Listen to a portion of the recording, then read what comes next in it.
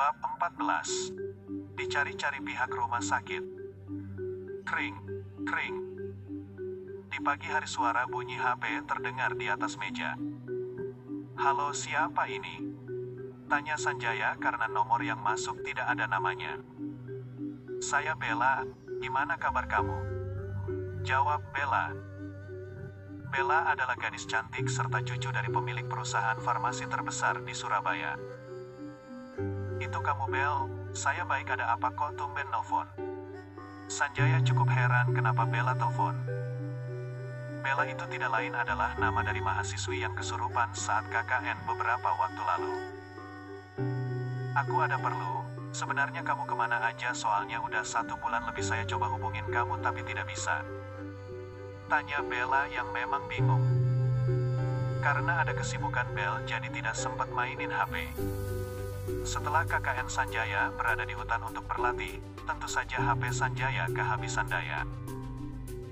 Sepulang kuliah nanti saya ingin bicara sama kamu, bisa kan? Pinta Bella sebab ada sesuatu yang penting dan tidak enak bicara lewat telepon. Oke, jawab Sanjaya. Setelah beres-beres, Sanjaya segera pergi ke kampus sebab bulan kemarin sudah memasuki semester 8, dan tugas terakhir yakni pembuatan skripsi harus segera dikumpulkan.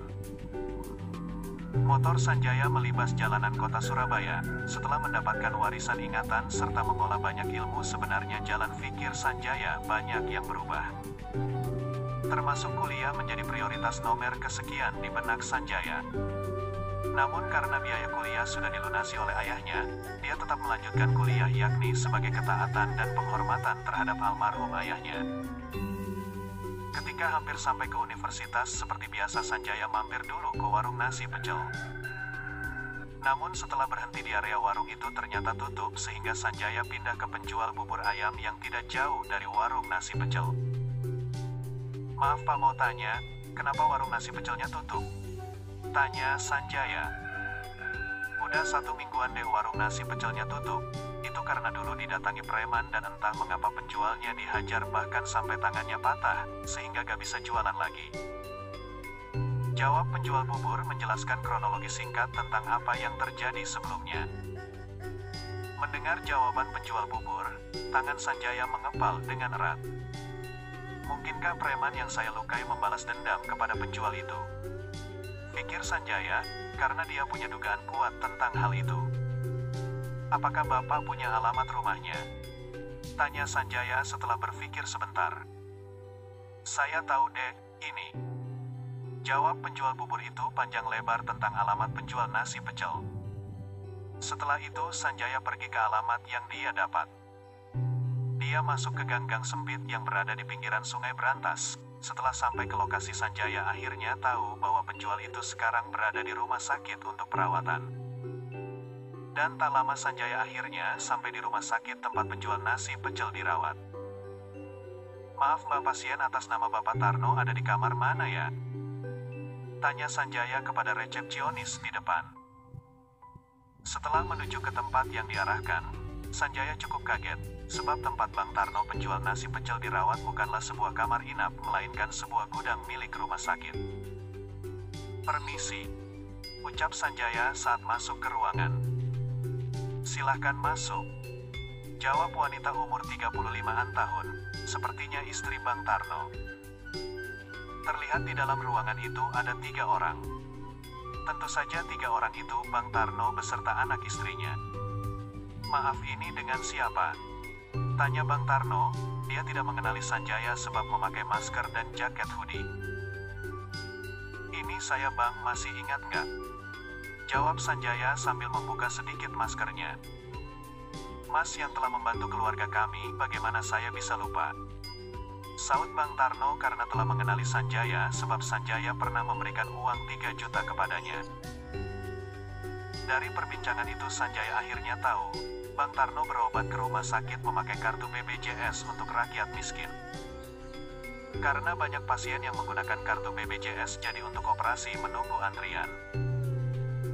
Dan karena Bang Tarno tidak bisa membayar tambahan untuk kamar inap, sehingga dia dirawat di kamar gudang rumah sakit. Tak lama setelah Sanjaya berbincang dengan Bang Tarno, ada perawat muda yang masuk untuk mengecek keadaan Bang Tarno. Untuk operasi tulang antriannya masih cukup panjang, sekitar 1-2 minggu lagi. Saya ada solusi jika kamu mau, kata perawat itu setelah mengecek beberapa hal. Kira-kira apa ya Mas solusinya? Tanya Bang Tarno.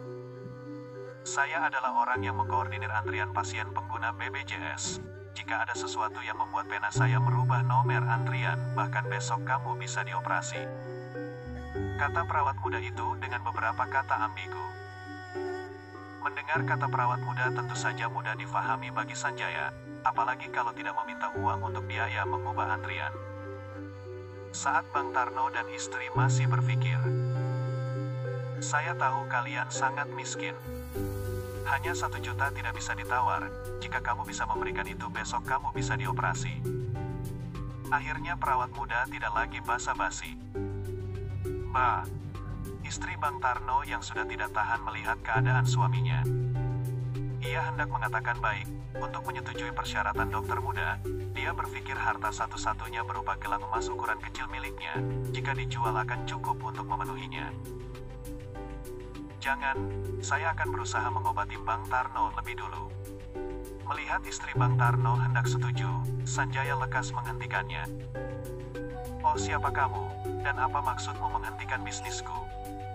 Kata perawat muda dengan sinis.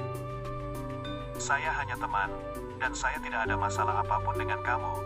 Saya hanya ingin menolong Bang Tarno, jawab Sanjaya dengan nada yang biasa dan tenang.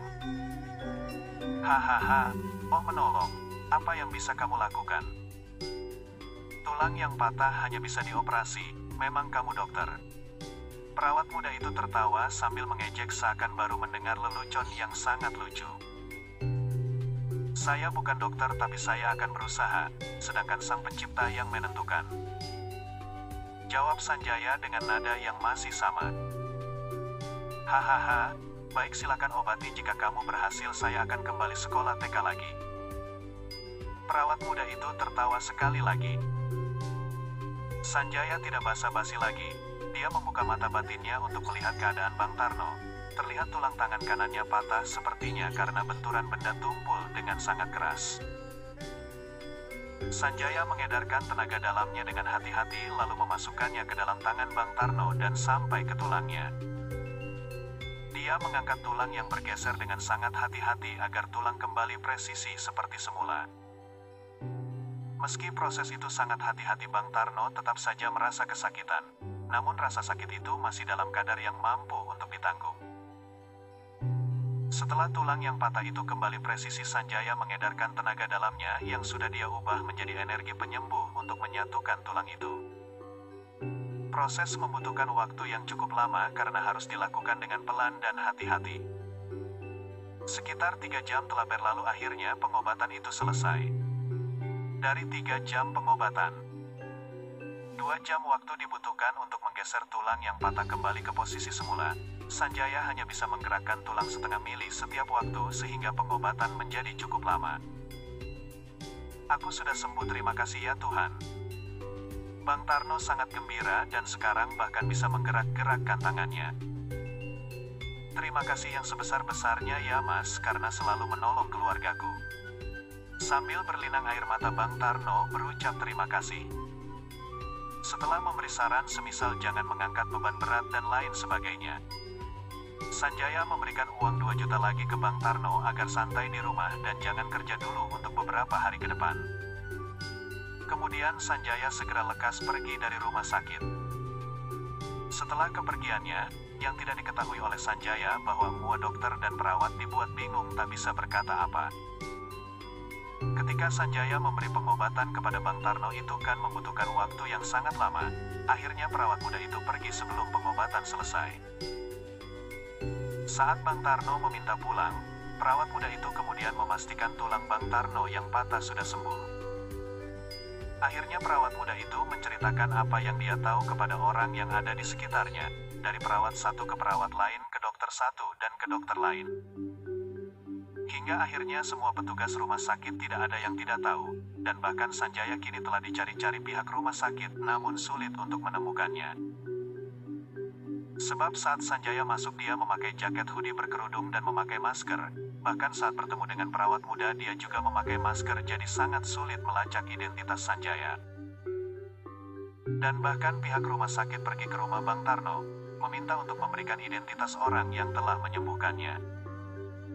Sebab apa yang dilakukan Sanjaya adalah sesuatu yang menyalahi hukum pengobatan kedokteran. Entah tujuan apa yang dimiliki pihak rumah sakit untuk mencari Sanjaya, hanya mereka yang tahu.